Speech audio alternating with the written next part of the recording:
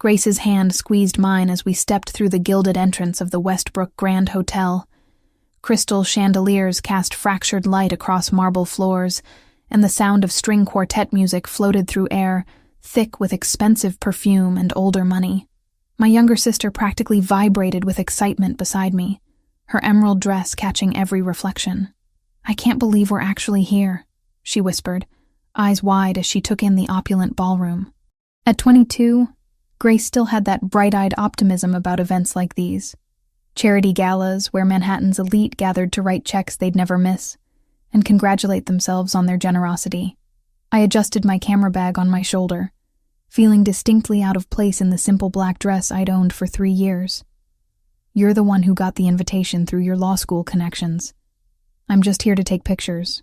"You're here because you're my sister and I love you," Grace corrected, linking her arm through mine.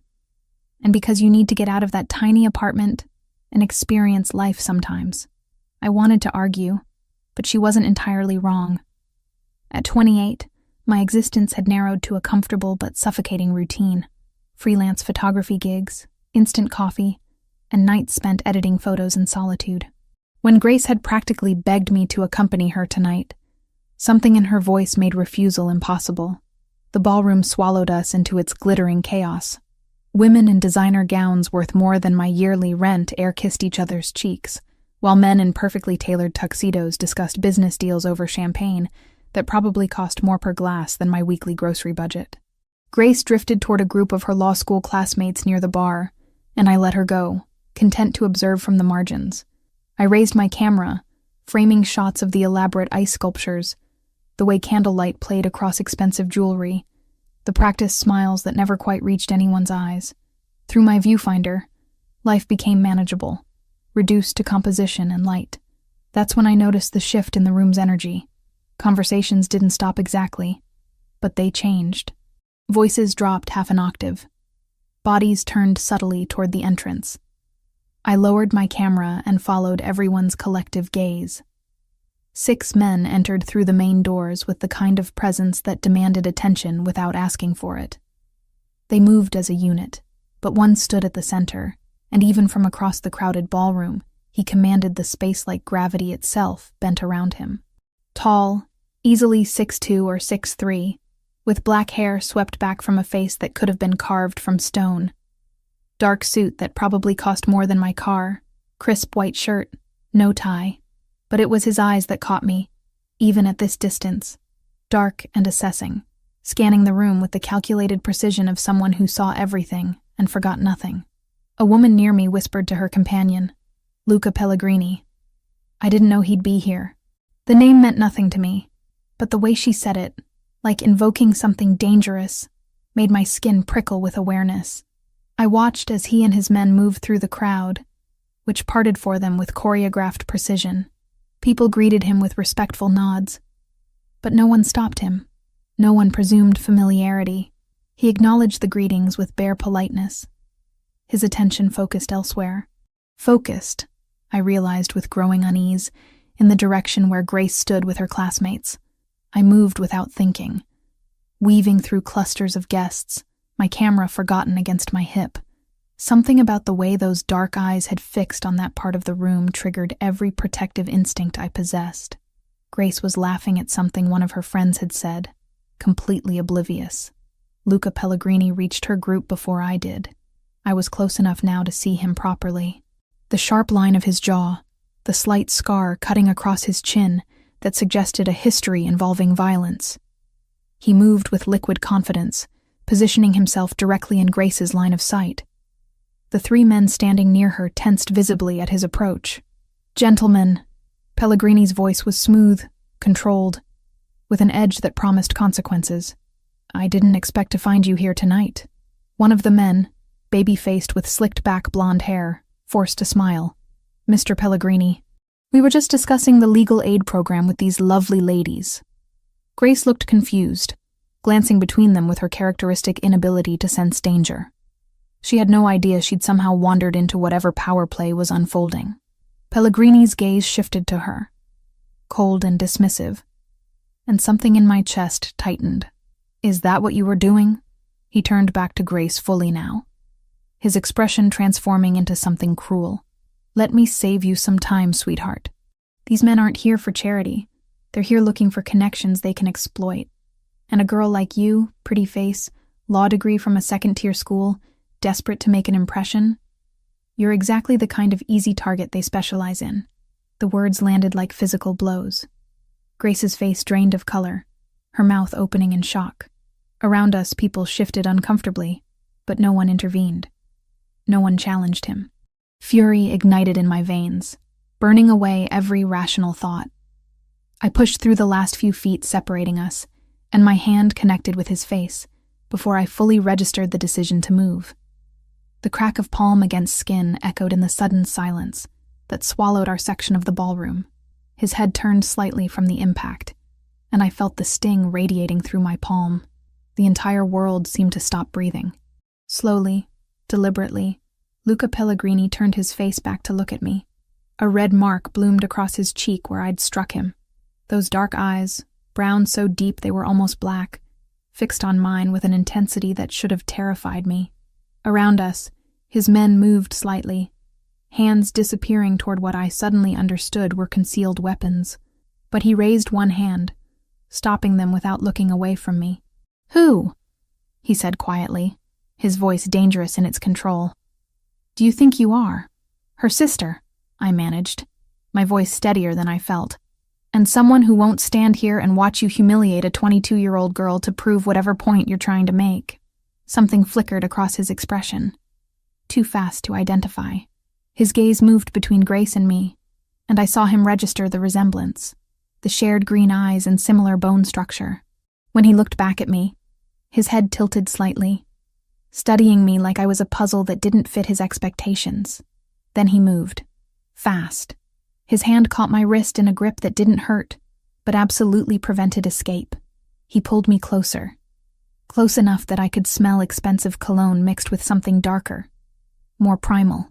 His breath was warm against my ear when he spoke. His voice dropping to a register meant only for me. "You're coming with me tonight." It wasn't a question. It wasn't a request. Before I could respond, before I could process what was happening, his men surrounded us. One of them, older with gray threading through dark hair, murmured something I couldn't quite catch. Pellegrini nodded once, and suddenly we were moving toward the exit. "Wait. No, what are you doing?" Grace's voice rose behind us, panicked. "Olivia!" I tried to twist around to tell her it would be okay, even though I had no idea if that was true, but the crowd had closed between us.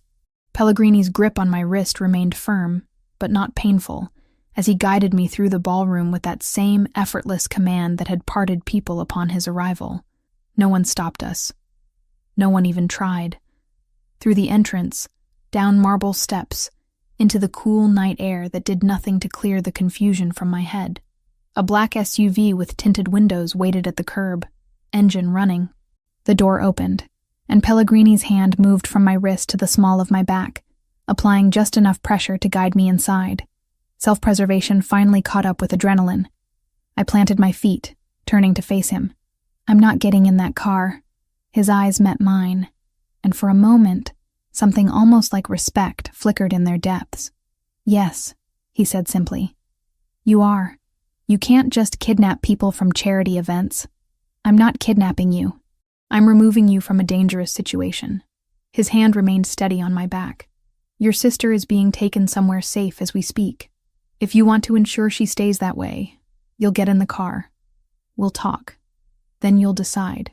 "Decide what?" "Whether you trust me enough to let me protect you both." He paused, and his voice dropped again, intimate despite the absurdity of the situation. "Or whether you prefer to take your chances with the men who were about to identify your sister as leverage against me." My mind raced, trying to make sense of his words. But nothing about this night followed any logical pattern. Behind him, I could see hotel security starting to notice our tableau.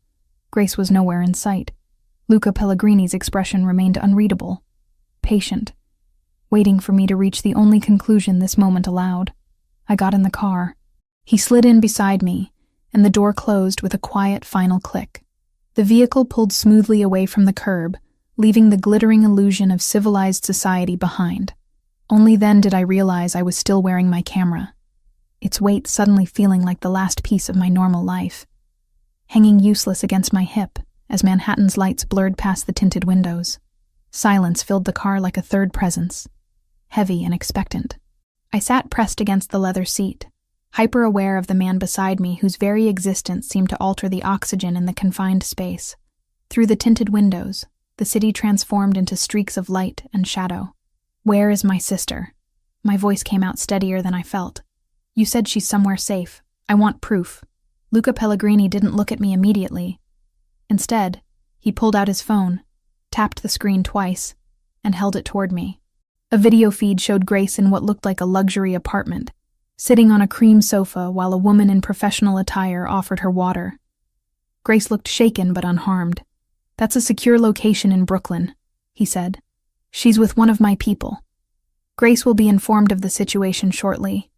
She's not in danger." I watched the screen for another moment, my heart rate gradually slowing. Grace was alive. She was safe. That had to be enough for now. "Informed of what situation exactly?"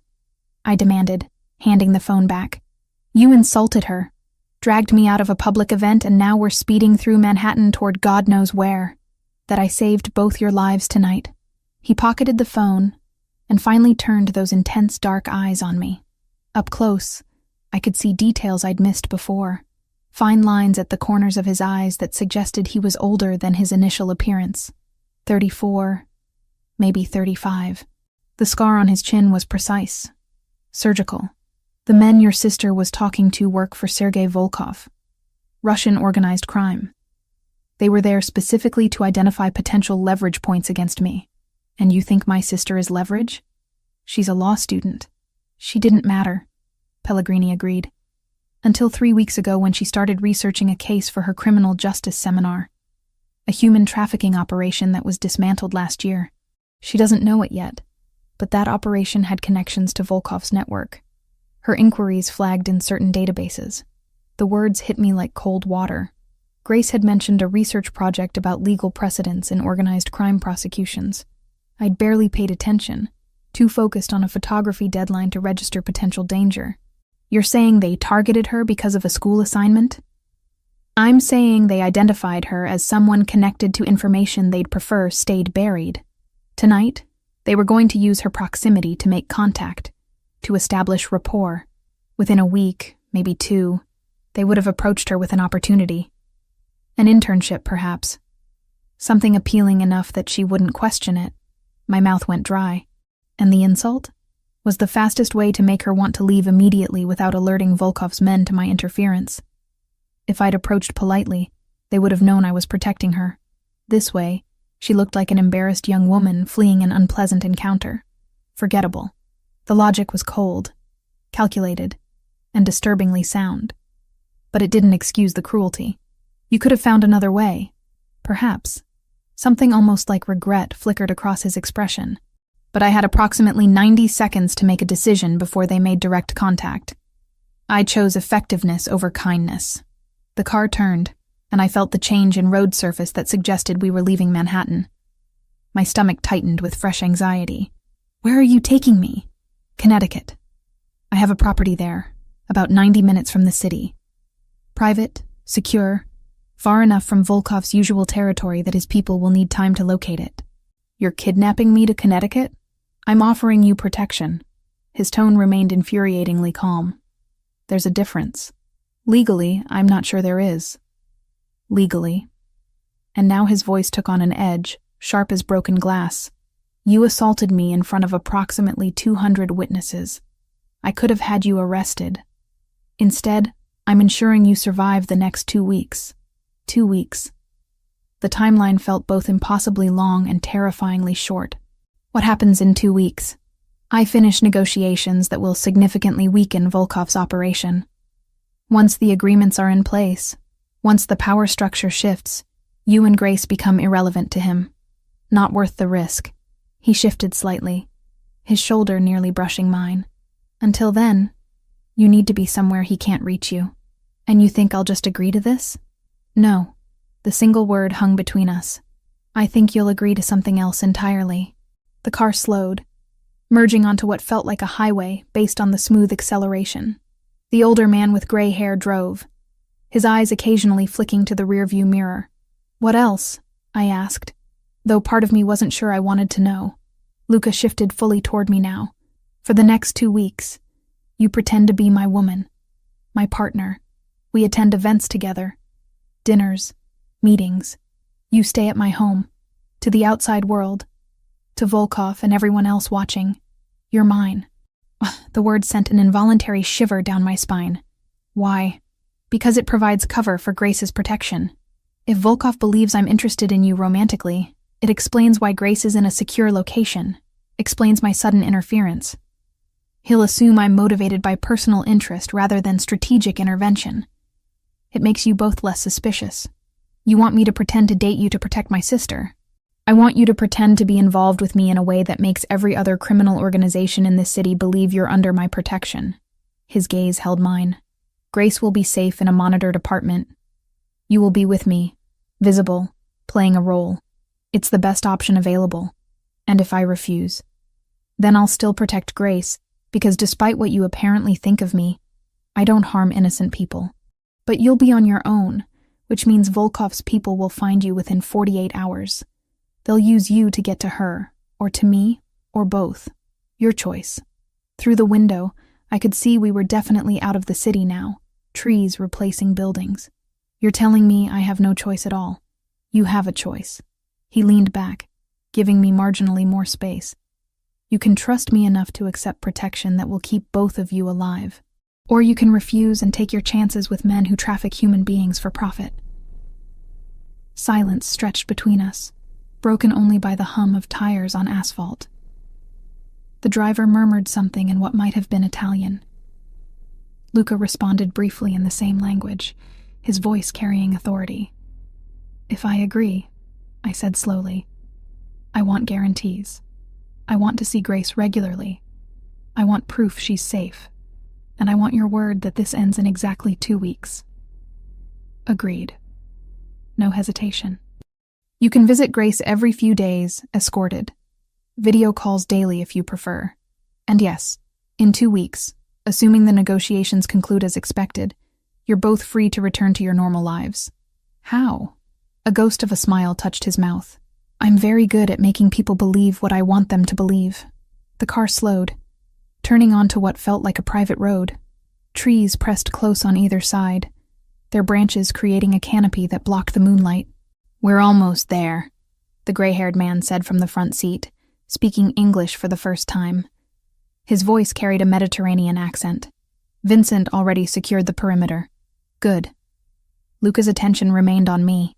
"When we arrive, you'll be shown to a guest suite. Your belongings will be retrieved from your apartment tomorrow. Tonight, you rest.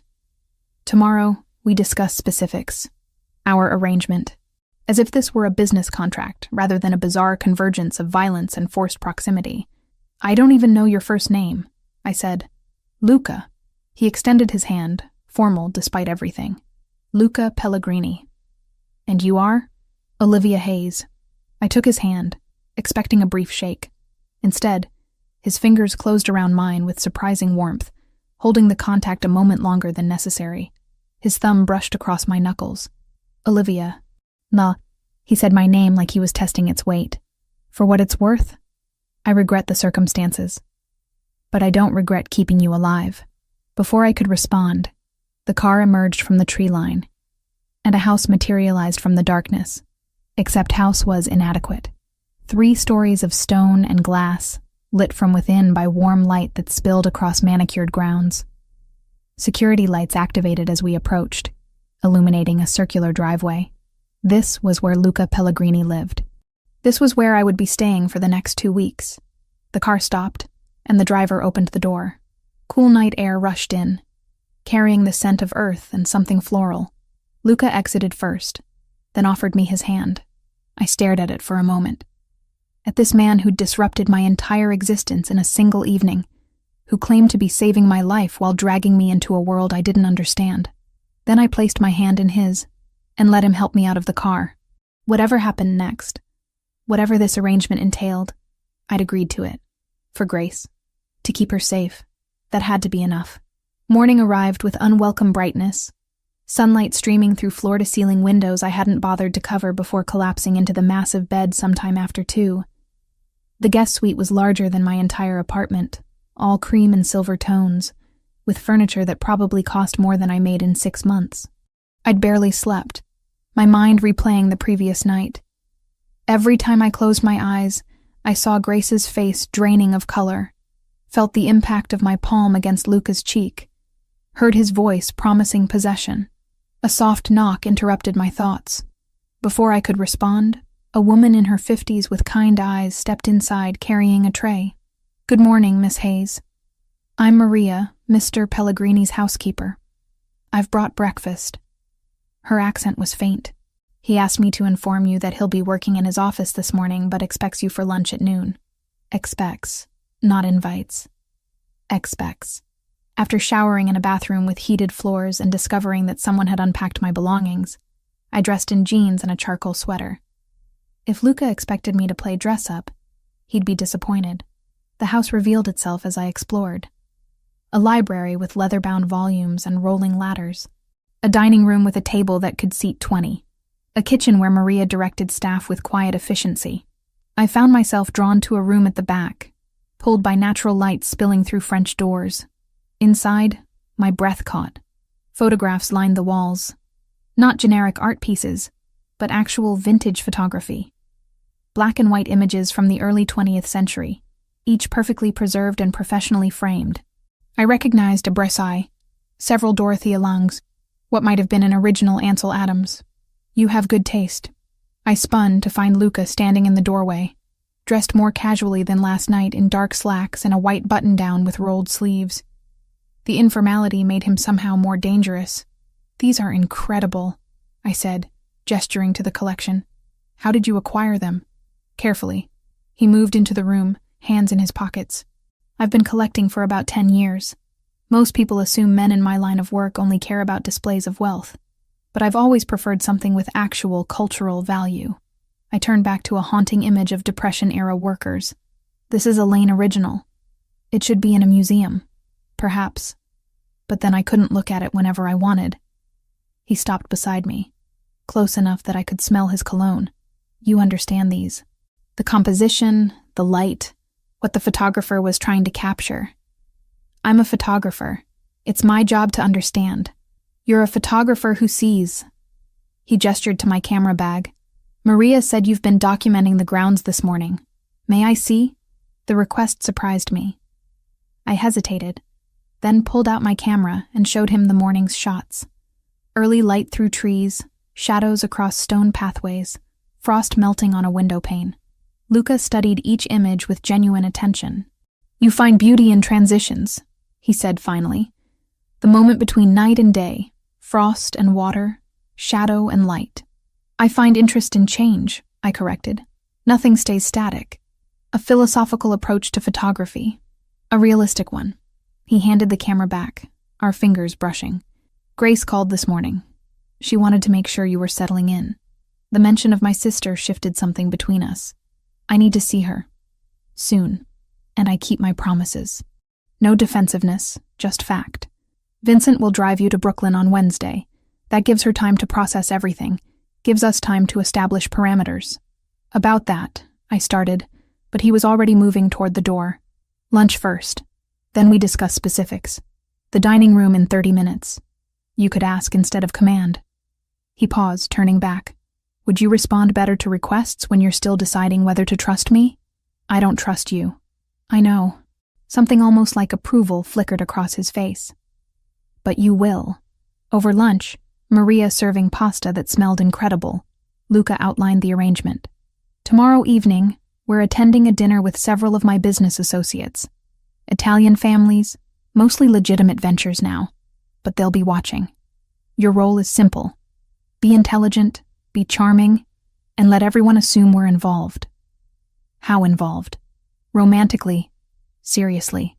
The kind that explains why I'd act rashly at a public event." His gaze held mine. "I'll touch you. Your hand, your back. Nothing inappropriate, but enough to establish intimacy. You'll need to appear comfortable with it." The memory of his hand on my wrist sent an involuntary shiver through me. What do I tell them about myself? The truth, mostly.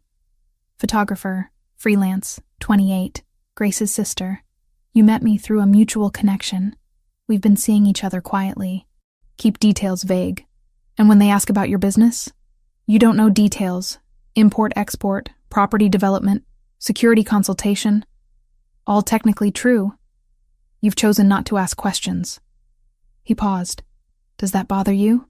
Yes. Honesty seemed safest. But I understand the necessity. Good. He set down his fork. The next 2 weeks won't be easy. You'll be in situations that may feel uncomfortable. But as long as you stay with me, as long as you maintain this pretense, you and Grace are protected. No pressure then. No. His mouth curved slightly. No pressure at all. Saturday evening arrived with borrowed jewelry and the burgundy dress from my closet. The restaurant was exclusive. The kind without a sign. Inside, low lighting and quiet conversations created an atmosphere of old money and older secrets. Luca's hand found the small of my back as we entered, warm through thin fabric. The touch felt steadying. Remember, he murmured near my ear. You chose to be here. You chose me. We entered a private room where 8 people waited, their conversations stopping. I felt their assessment like physical weight, every eye cataloging my presence. Luca's fingers splayed wider against my back, possessive and protective. Gentlemen, he said smoothly, accent slightly more pronounced. Ladies, allow me to introduce Olivia Hayes. The evening blurred into names and faces, careful conversations and subtle power plays.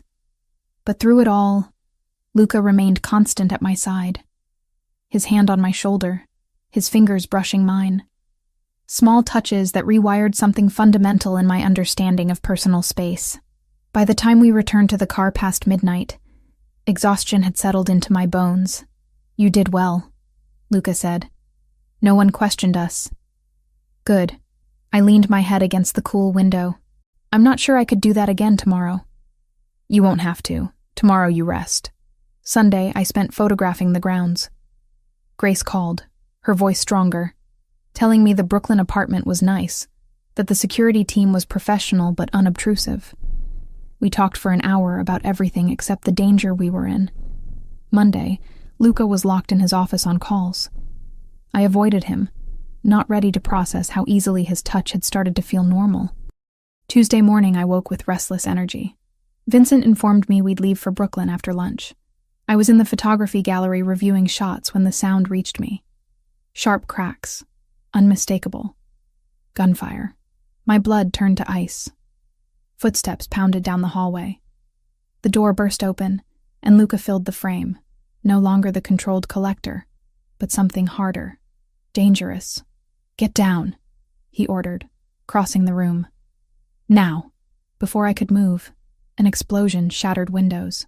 Glass erupted inward and I felt myself hit the floor, something heavy covering me. Luca. His body shielding mine, his weight pressing me into the hardwood while chaos erupted overhead. Stay down, he growled against my ear. Don't move. More gunfire. Shouting in Italian.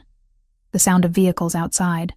Luca's hand covered the back of my head, holding me down, while his other hand appeared with a weapon I hadn't known he was carrying. His entire body was tense, coiled, ready. Then, as quickly as it started, silence fell. Boss, Vincent's voice from the doorway. Perimeter secure. 3 vehicles.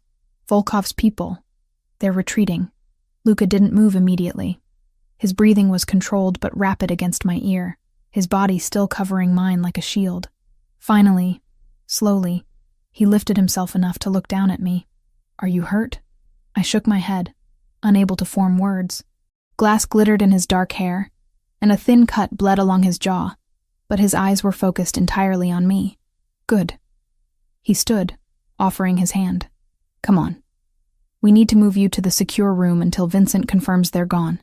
I took his hand and let him pull me up. My legs shook. Around us, the photography gallery was destroyed. Windows shattered. Vintage images damaged by flying glass and debris.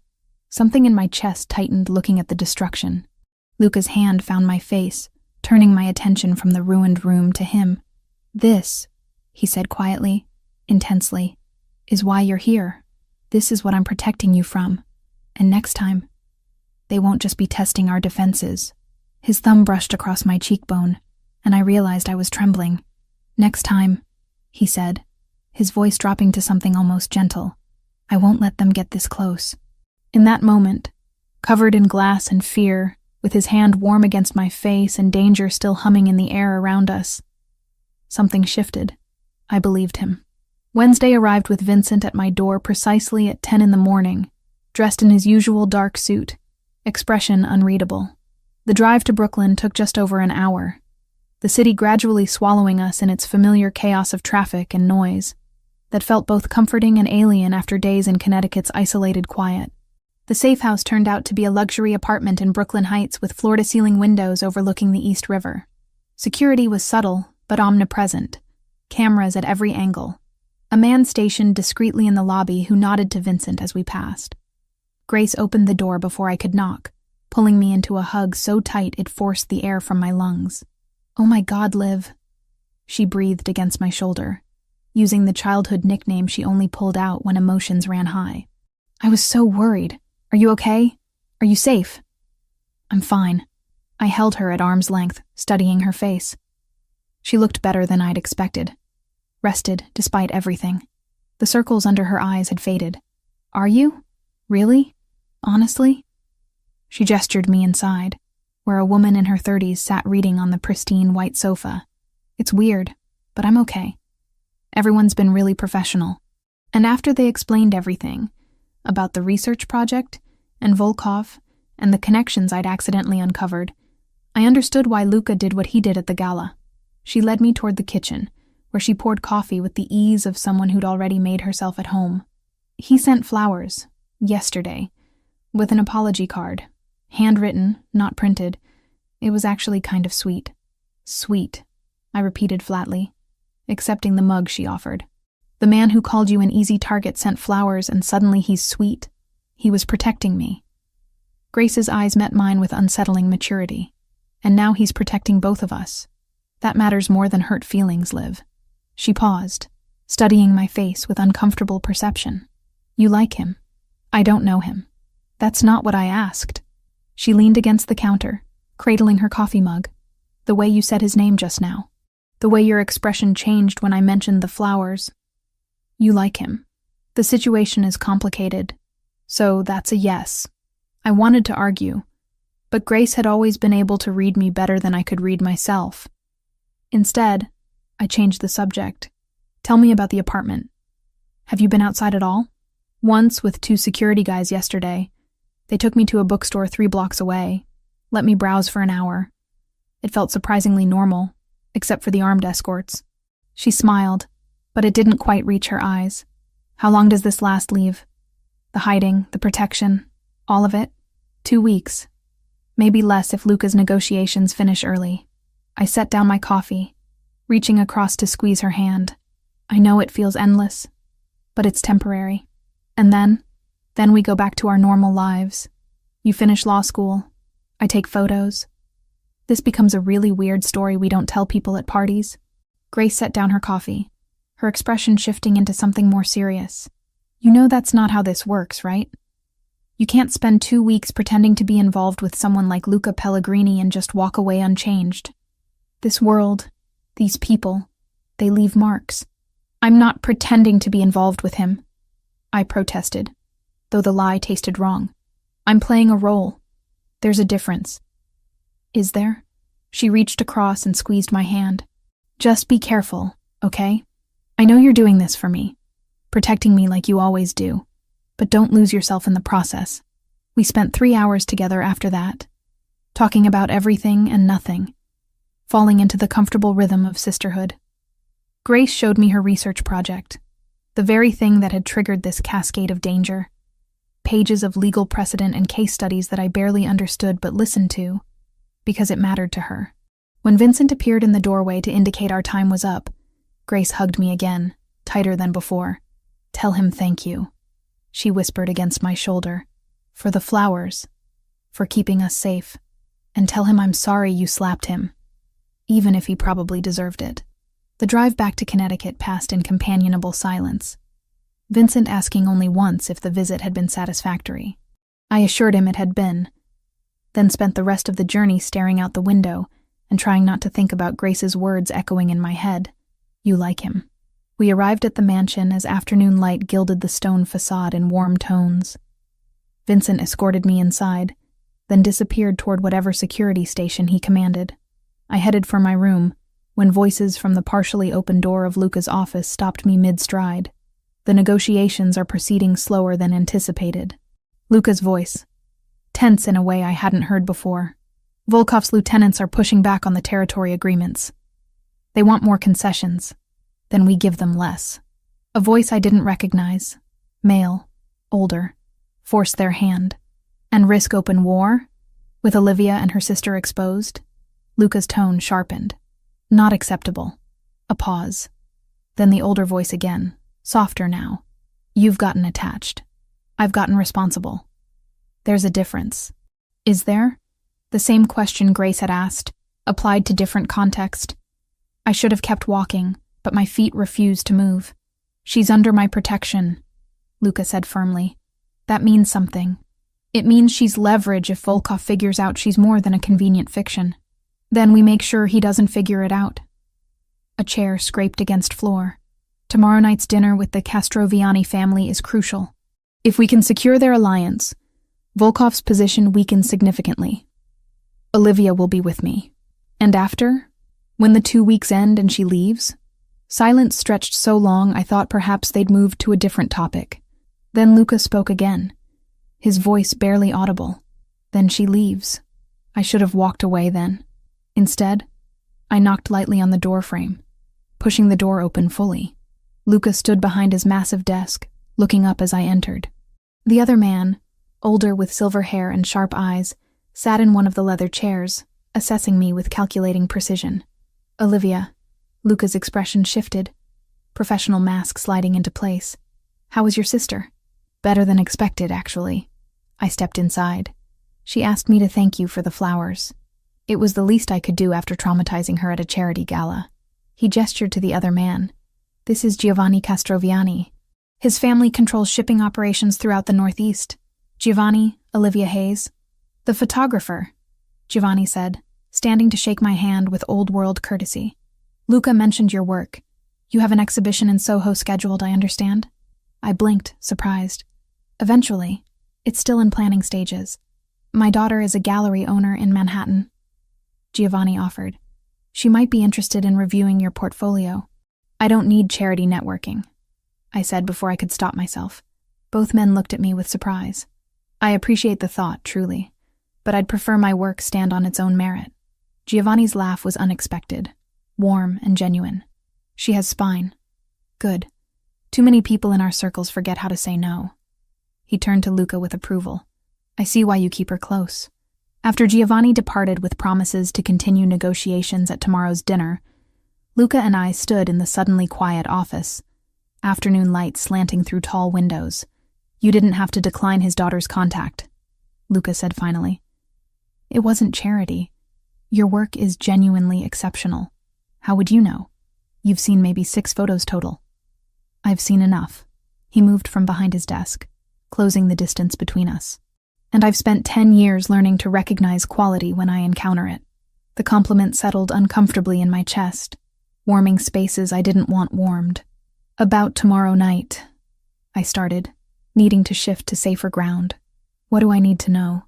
The Castroviani family is old money, traditional values. His expression grew serious. Giovanni's wife will be there, likely several of his children. They'll want to see us as a unit, stable and committed. He paused, his gaze holding mine.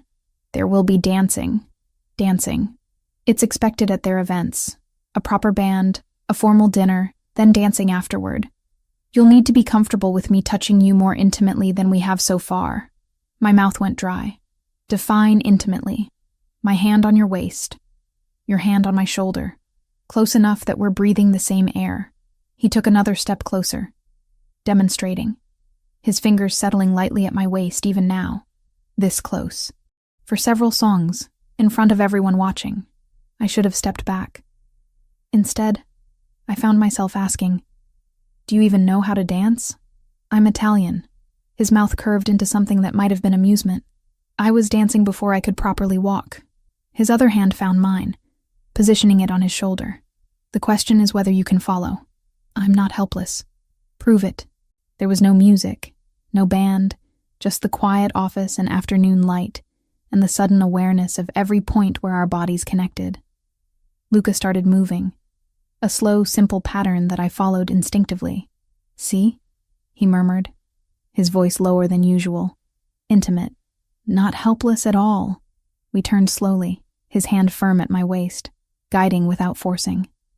I could smell his cologne, feel the warmth radiating from his body, notice details I'd been trying to ignore, the way his jaw tightened when he concentrated, the flecks of lighter brown in his dark eyes, the precise way his fingers pressed against my waist, not possessive but unmistakably present. "This is just rehearsal," I said, more to myself than him. "For tomorrow. Just rehearsal," he agreed, but something in his tone suggested he didn't believe it any more than I did. We stopped moving, but he didn't immediately release me. His thumb traced a small circle against my waist. Whether consciously or unconsciously, I couldn't tell. "When you leave," he said quietly, his gaze fixed on mine. "After the 2 weeks end." "Where will you go?" The question caught me off guard. "Back to my apartment. Back to work. Back to normal life." "And Grace?" "Same. Back to law school. Back to being a regular student." Just like that. As if none of this happened. "Isn't that the plan?" I countered. 2 weeks, then freedom?" "Yes." He said the word like it tasted bitter. "That's the plan." His hand dropped from my waist, the loss of contact somehow louder than any touch had been. He stepped back, professional distance reasserting itself like a physical barrier. "Maria will have an appropriate dress for you tomorrow. Something formal. Dinner starts at 7. He turned back toward his desk. "Get some rest tonight. Tomorrow will be exhausting." I left the office feeling like I'd just survived something more dangerous than gunfire through windows. That night, sleep eluded me. I lay in the oversized bed, staring at shadows on the ceiling, and replayed the afternoon. His hand at my waist, his voice dropping into something intimate. The way he'd looked at me when asking where I'd go after this ended. Grace's words echoed. "Don't lose yourself in the process." Too late, I thought. I was already lost. Saturday morning arrived with birdsong and unusually warm sunlight. I'd spent Friday preparing for the evening's crucial dinner, Maria fussing over the emerald green gown that had appeared in my closet. But Saturday felt different. Quieter. Luca had mentioned business calls most of the morning, leaving me with unexpected freedom. I grabbed my camera and headed outside, drawn to grounds I'd only glimpsed in fragments. The property was more extensive than I'd realized. Manicured gardens gave way to wilder sections where trees grew dense enough to create genuine forest. I wandered deeper, following a stone pathway between ancient oaks, my camera capturing shadow and filtered light. That's when I heard voices drifting ahead. One was Vincent's distinctive accent. The other I didn't recognize, younger, with casual familiarity. I should have announced my presence or turned back. Instead, I moved closer. They stood near a maintenance building, Vincent's back blocking most of my view. But I could hear them clearly. "The operations Pellegrini's been targeting, they're not random," the younger voice said. "Volkov's entire network is built on trafficking routes through the port. Luke has been systematically dismantling them, piece by piece, for 3 years now. And you know this how?" Vincent's tone carried warning. "Because I've been tracking the financial flows. Following money reveals intent." A pause. "He's not just protecting those women. He's obsessed with stopping what happened to Sophia." Sophia. The name landed like a stone in still water. "His sister's disappearance is not your concern," Vincent said, voice dropping to something dangerous. "And if I find out you've been discussing family matters with anyone outside this property, we'll have a very different conversation. I'm just saying, if the Hayes woman knew what he was really fighting for, she might understand better. Or she might realize exactly how deep this war goes and decide she wants no part of it." Vincent shifted. "Either way, it's not your information to share." "Understood. Understood." I backed away slowly, heart hammering. Sophia, his sister. the name Vincent had mentioned in context of disappearance and obsession, and 3 years of systematic revenge. I found myself in the library, drawn to the computer terminal. My fingers hovered before typing, Sofia Pellegrini missing. The results were sparse, but devastating. A 17-year-old girl, last seen leaving her private school in Manhattan 11 years ago. Presumed runaway initially, though the family maintained she'd been taken. No body ever found. Investigation officially still open, but effectively cold. The photo showed a girl with Luca's dark eyes and sharp cheekbones, her smile bright with innocence. Find what you were looking for? I spun. Luca stood in the doorway, expression unreadable, dressed casually in jeans and a black sweater that made him look younger, more vulnerable. I didn't mean to pry. I started, but he waved it off. It's not exactly classified. Anyone with an internet connection can find the basics. He moved into the room but didn't come closer. What you won't find is that my father died of a heart attack 8 months after she vanished, that my mother still sets a place for Sofia at family dinners, that I was 23 years old when I became head of this family, because there was no one else left. The words came without emotion, recited like facts rather than felt like wounds. I overheard Vincent earlier, I admitted, talking about how you've been targeting Volkov's operations specifically, how it's all connected. He moved past me to the window. So, now you know. Know what? That I'm not just protecting you and Grace from some random rival. I'm using you. Using the situation. Using the threat to Grace. Using everything as leverage in a war I've been fighting since I was 25. He turned back. When I finally found proof that Volkov's organization was involved in Sofia's disappearance. The confession hung between us. She was 16. He continued quietly. 16 and brilliant and convinced she could change the world through debate club. She trusted people. It made her easy prey. His hands clenched. They took her from outside her school. Grabbed her in broad daylight. By the time we realized she hadn't run away, the trail was already cold. Did you ever find out what happened? Pieces. Fragments. He looked back out the window. I know she was trafficked through 3 different locations in the first month. I know she fought, escaped twice before they learned to keep her sedated. I know that somewhere between month 3 and month 6, she stopped appearing in any intelligence I could gather. He paused. I choose to believe she escaped, that she's somewhere living a new life. The alternative is something I can't afford to accept. I moved toward him without deciding to, drawn by vulnerability in his voice. That's why you target trafficking operations specifically. Every operation I dismantle is one less organization that can do to someone else's sister what they did to mine. He turned to face me fully. Every route I close brings me closer to either finding her or accepting that she's gone. And where does that leave us? I asked quietly. Me and Grace? Caught in your vendetta? I don't know. The honesty stole my breath. I told myself it was strategic.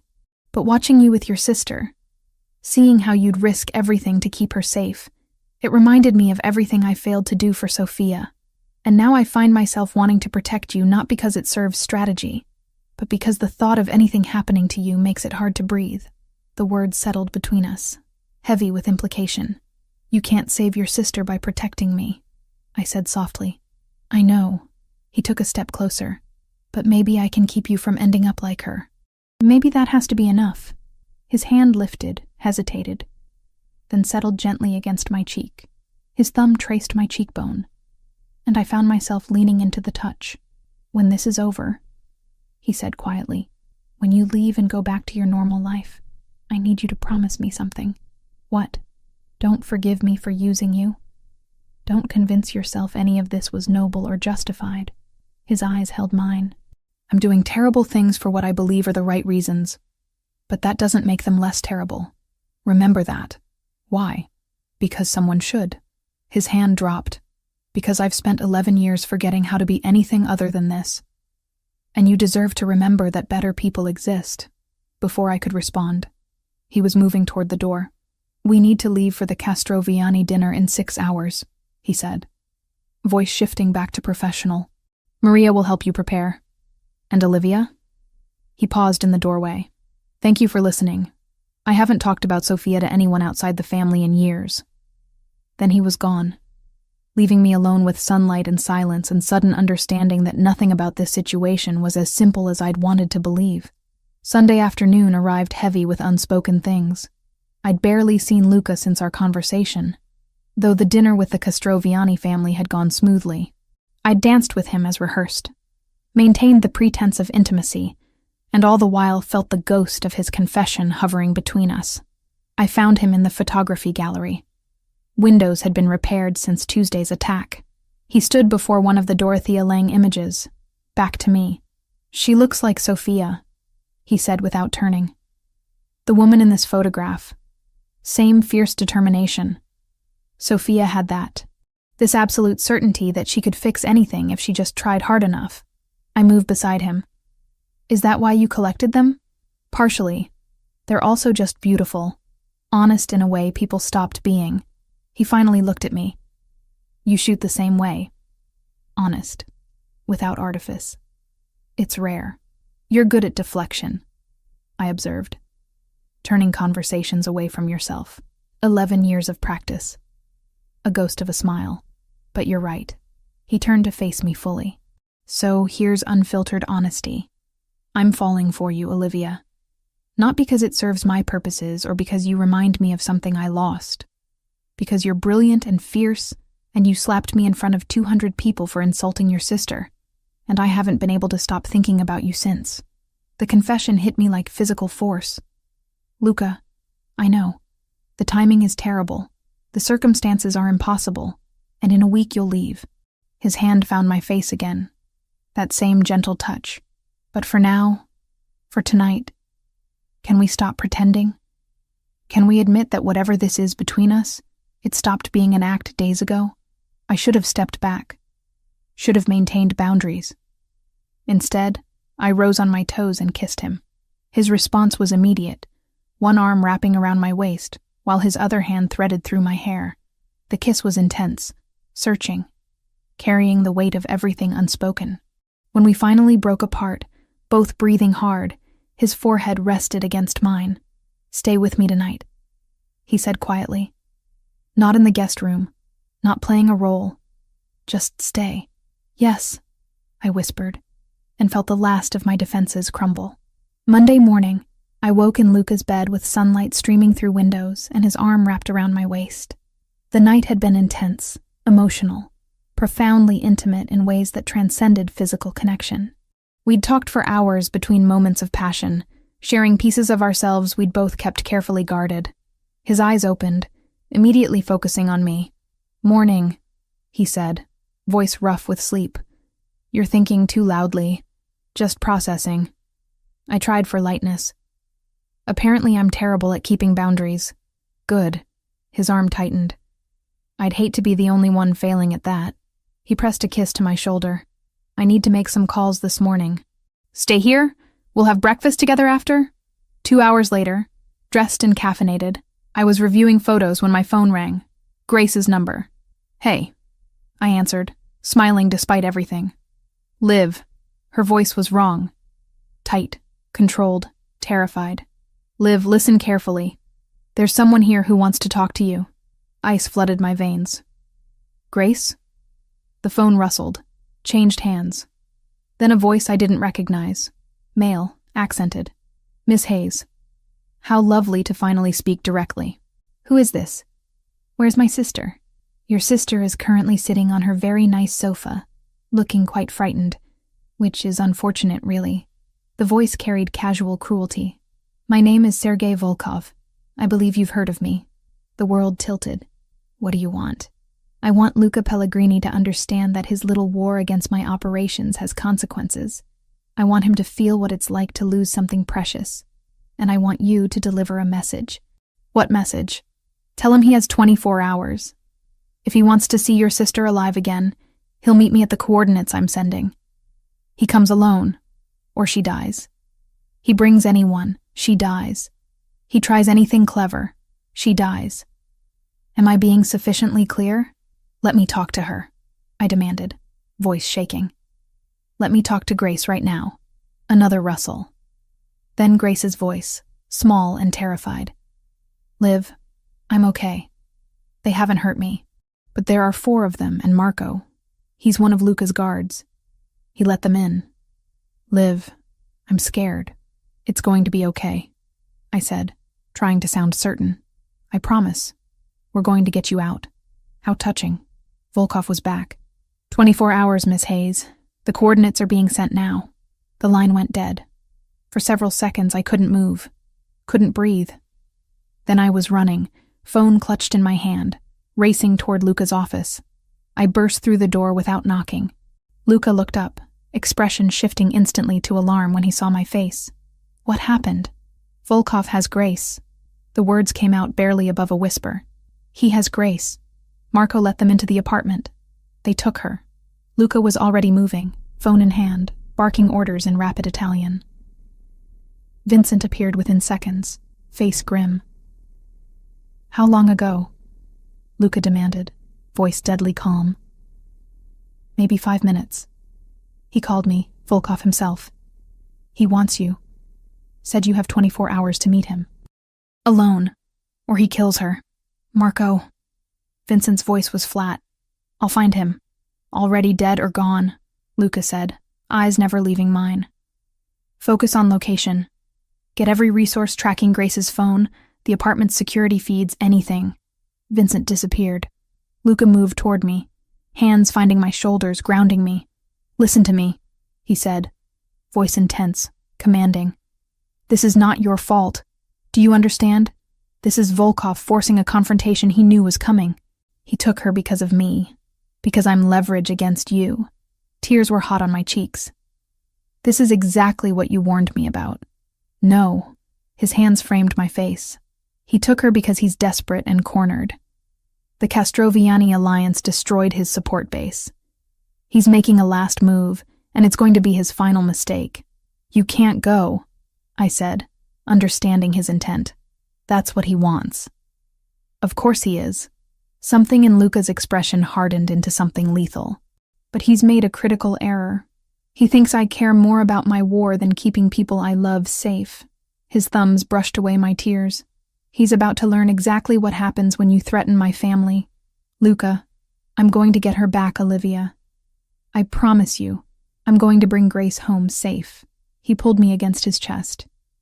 But I need you to trust me. Can you do that? I nodded against his shoulder. Over the next hours, the mansion transformed into a war room. Vincent returned with grim news. Marco's body had been found 3 blocks from the apartment. Throat cut. But they'd tracked vehicles that had taken Grace to an abandoned warehouse in Red Hook, Brooklyn. The coordinates Volkov had sent matched the location. It's a trap, Vincent said, studying satellite images. He's too confident about the location. Of course it's a trap. Luca traced entry points. But he's counting on me coming alone. So we won't. He said if you bring anyone. I started. He'll kill her regardless. Luca's voice was flat. The moment I walk in alone, I'm dead. Then Grace is dead. Then he moves against you. That's the play. So we change the game. He outlined the plan with military precision. Vincent would lead a team to secure the perimeter. Luca would enter through the main entrance, but 3 minutes behind him, a second team would breach from the north wall. Fast, violent, overwhelming force. You're still walking into a kill box, I said quietly. 3 minutes is a long time. His eyes met mine. I've survived worse odds. He took my hand. I've spent 11 years preparing for this confrontation. Every move I've made, it's all been leading to this moment. I'm not going to fail now. By early evening, the team was ready. 14 men, all Vincent's most trusted. Luca dressed in dark tactical gear, checking weapons with practiced efficiency. I watched from the doorway, memorizing details. The way his hands moved with confidence. The set of his shoulders carrying command. The brief moment when his gaze found mine, and something vulnerable flickered before he locked it down. He crossed to me, spoke quietly. If this goes wrong, if I don't make it back, Vincent has instructions to protect you and Grace. New identities, new city, enough money to disappear completely. You'll be safe. Don't. I grabbed his tactical vest. Don't talk like you're not coming back. I plan to. His hand covered mine. But plans change, and you need to know you're protected either way. He leaned down, pressed his forehead to mine. I love you. I need you to know that. Whatever happens tonight, I love you. The words hit me like physical impact. Luca, you don't have to say anything. His lips brushed mine, brief and devastating. Just remember. Then he was moving away, toward Vincent and the team, toward vehicles waiting, toward whatever violence awaited. I stood frozen, watching taillights disappear, and prayed to gods I didn't believe in that he'd keep his promise. Time crawled. I sat in Luca's office, staring at my phone. Maria brought tea I didn't drink. My phone buzzed. Text from Vincent. In position. 60 seconds. Another eternity. Then, breach in 3, 2, 1. Silence stretched like pulled wire. Finally, secured. Grace safe. Coming home. I collapsed back, shaking. Grace was safe, but nothing about the message said Luca was okay. 20 minutes passed before my phone rang. Vincent's number. Tell me, I said. Grace is unharmed. Minor cuts and bruises, mostly traumatized but physically okay. We're en route.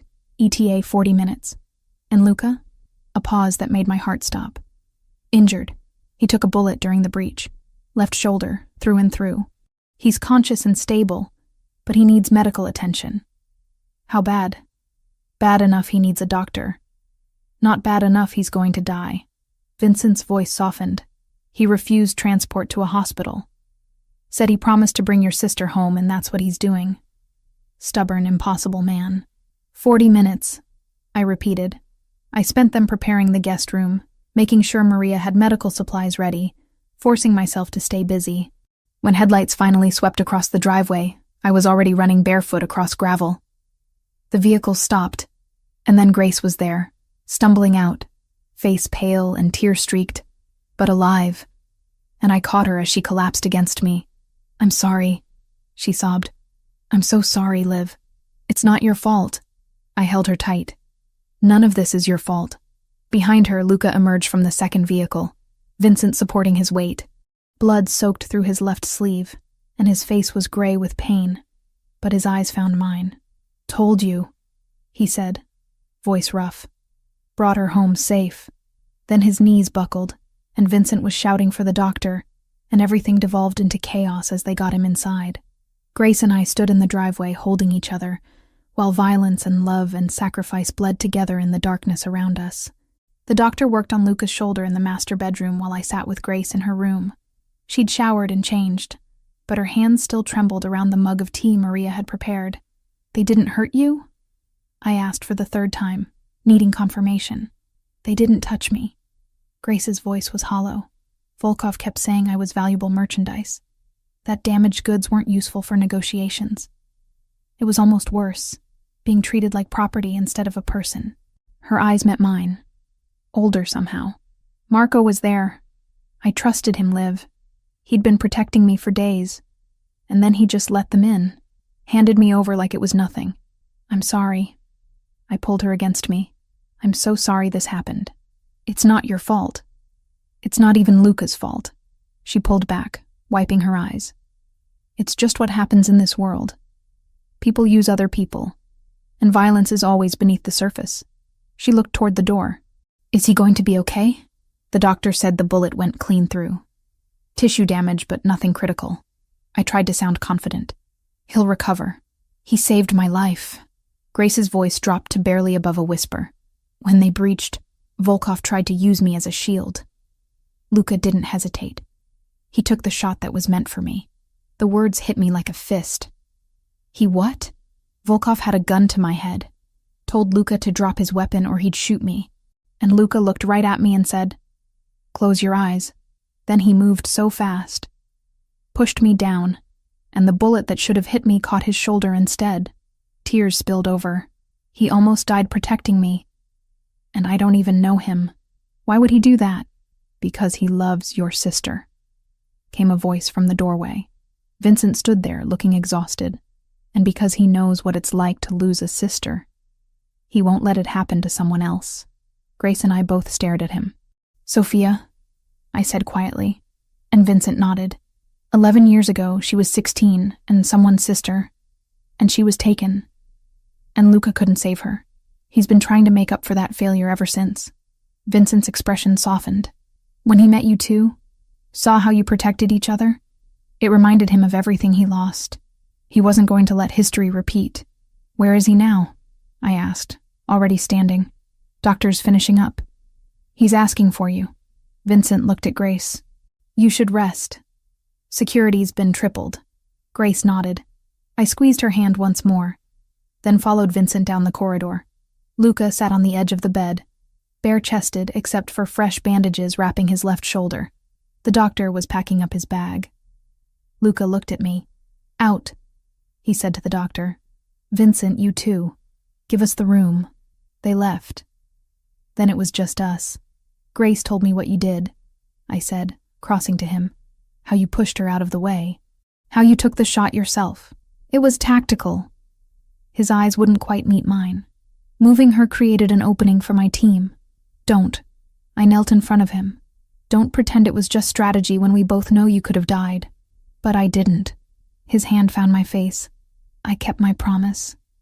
I brought her home.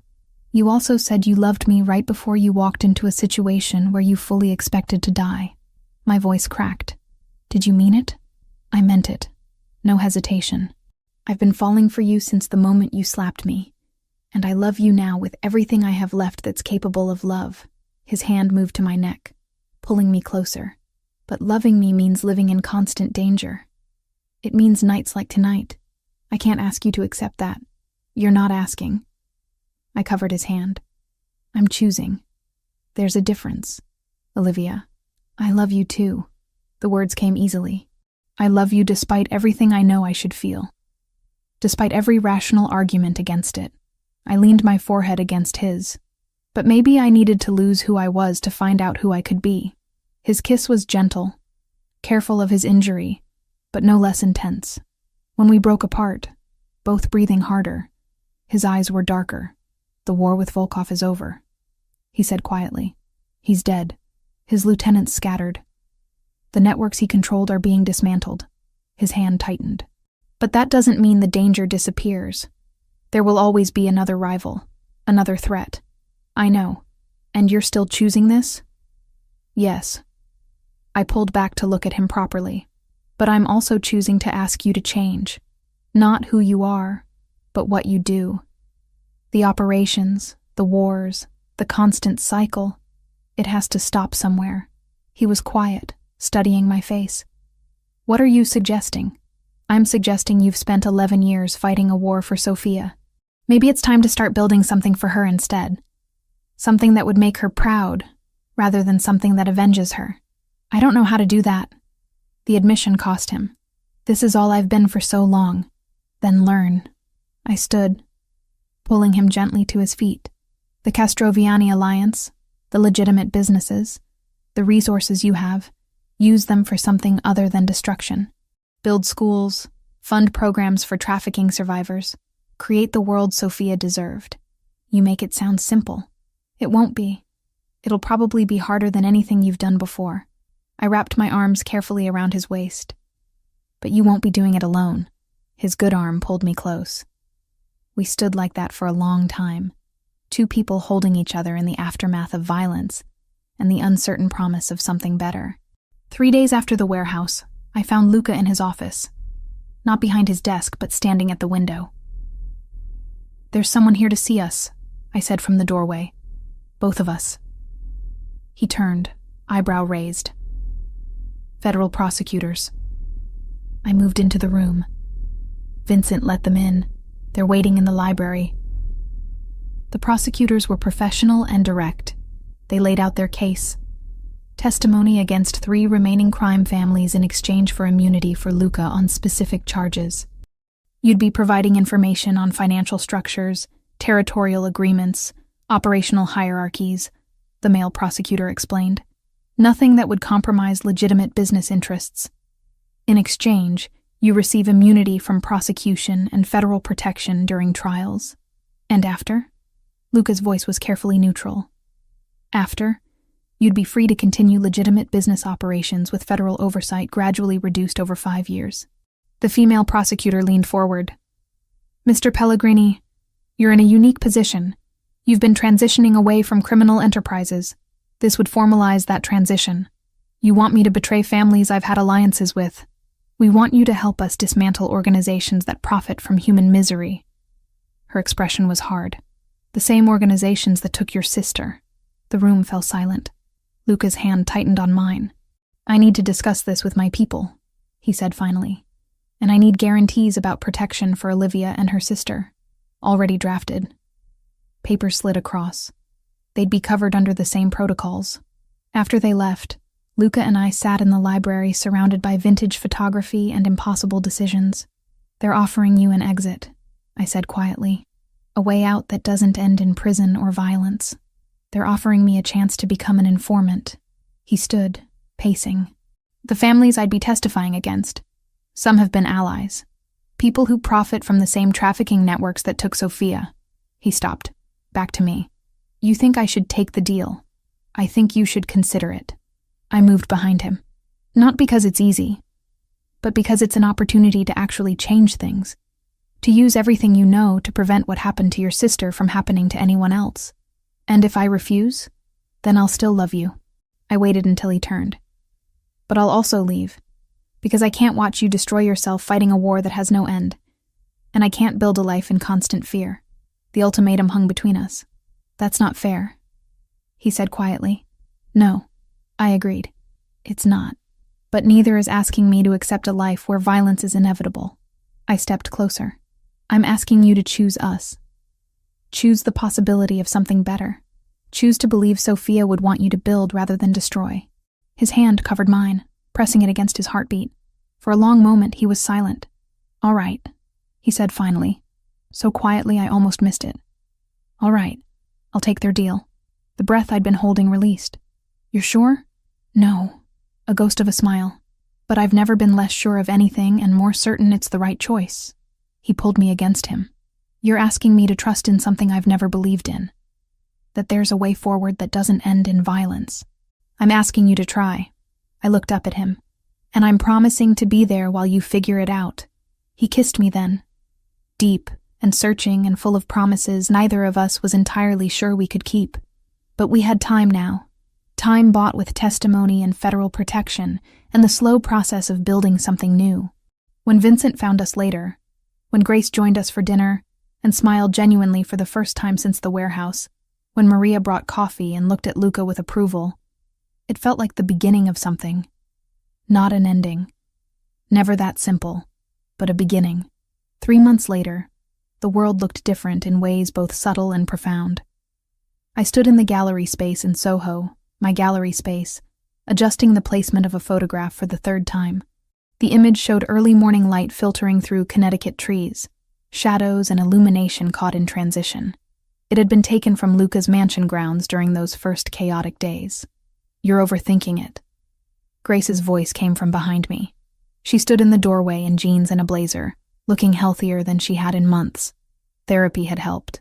Time had helped more. The placement is perfect. Stop fidgeting. It's my first solo exhibition, I protested. I'm allowed to fidget. Fair enough. She moved into the space, studying the photographs. These are really good, Liv. Not just technically good, but meaningful. They tell a story. They did tell a story. The story of 2 weeks that had transformed into something permanent.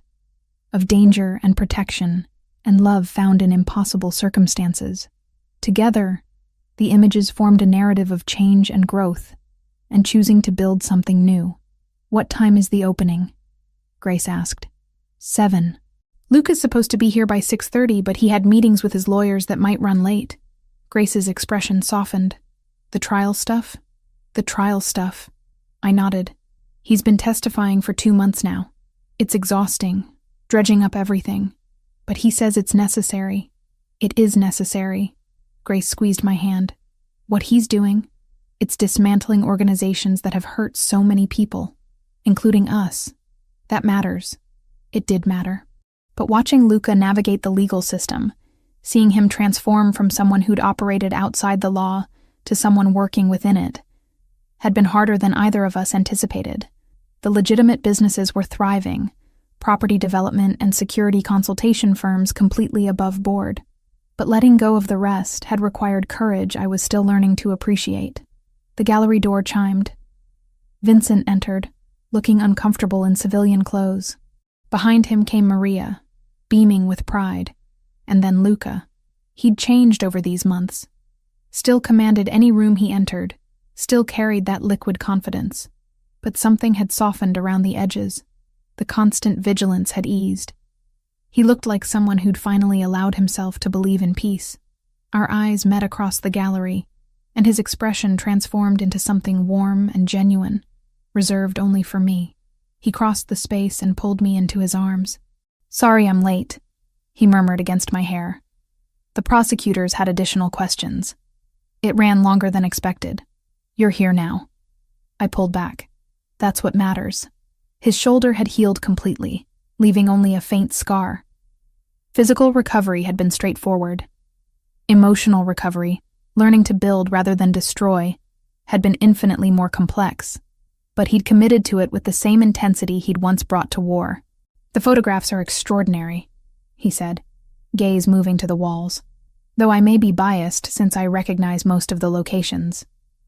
Biased or not, I'll take the compliment. I linked my fingers through his.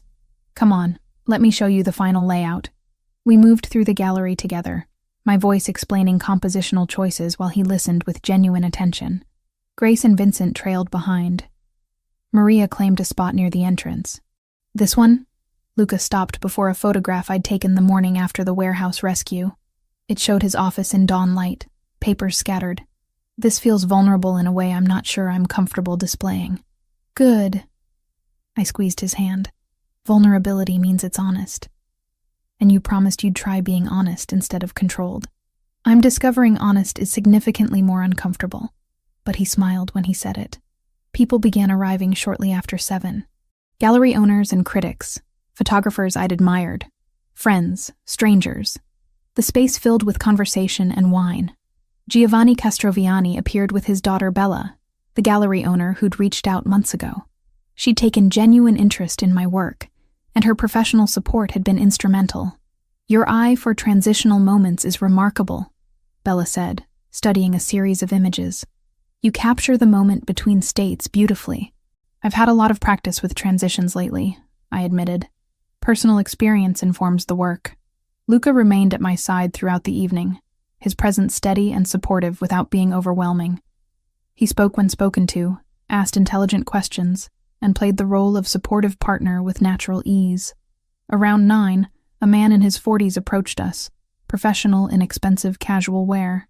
"Mr. Pellegrini," he said, extending his hand. "Tom Mitchell. I'm with the federal prosecutor's office." Luca's expression remained neutral. "Mr. Mitchell, I wasn't expecting to see you here tonight. I came for the art. My wife is a photographer." Mitchell glanced at me. "Your work is impressive, Miss Hayes." He turned back to Luca. "I also wanted to tell you that your testimony in the Marconi case was instrumental. The jury returned a guilty verdict this afternoon on all counts." Luca's hand tightened on mine. "All counts," he repeated quietly. "All counts. Racketeering, money laundering, human trafficking conspiracy. The evidence you provided was crucial." Mitchell's expression was serious. "I know this hasn't been easy, but what you've done will save lives. Already has saved lives.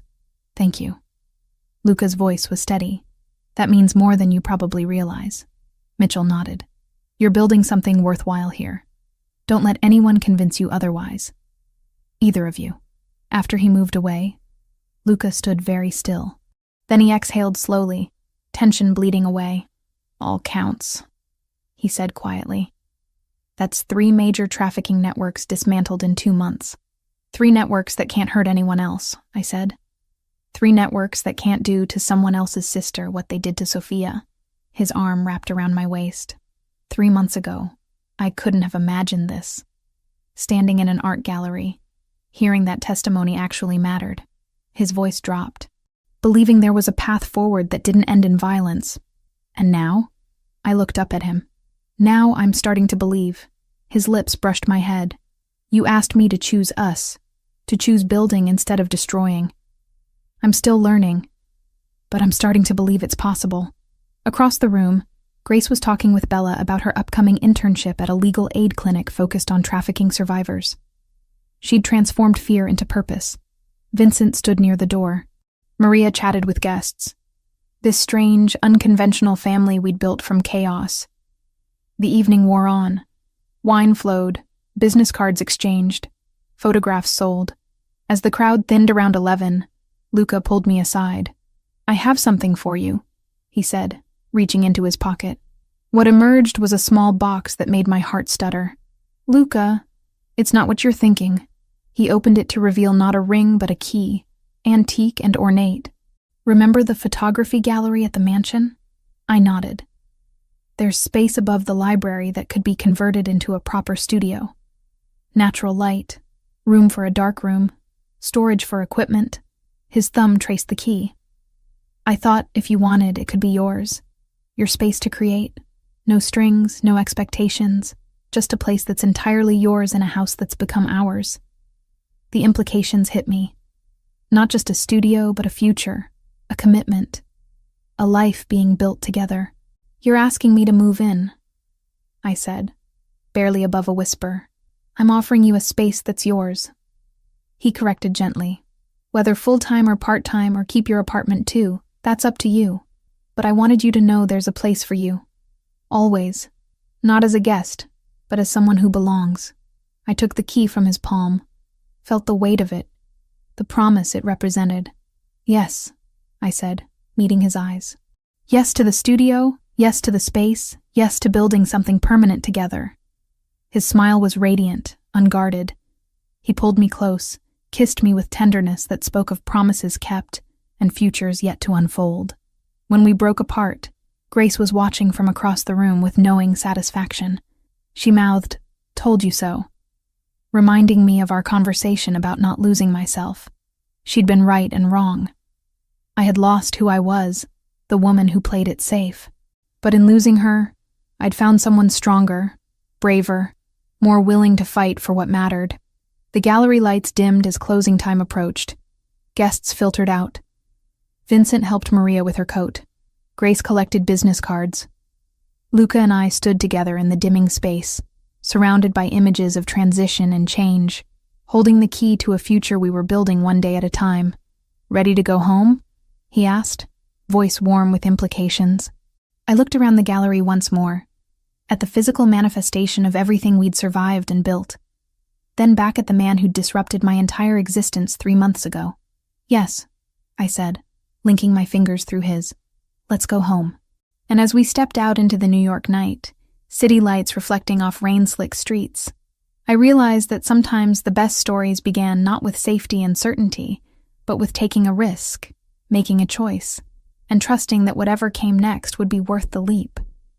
3 months ago, I'd slapped a Mafia boss at a charity gala. Tonight, I walked beside him into a future we were building together, one honest moment at a time.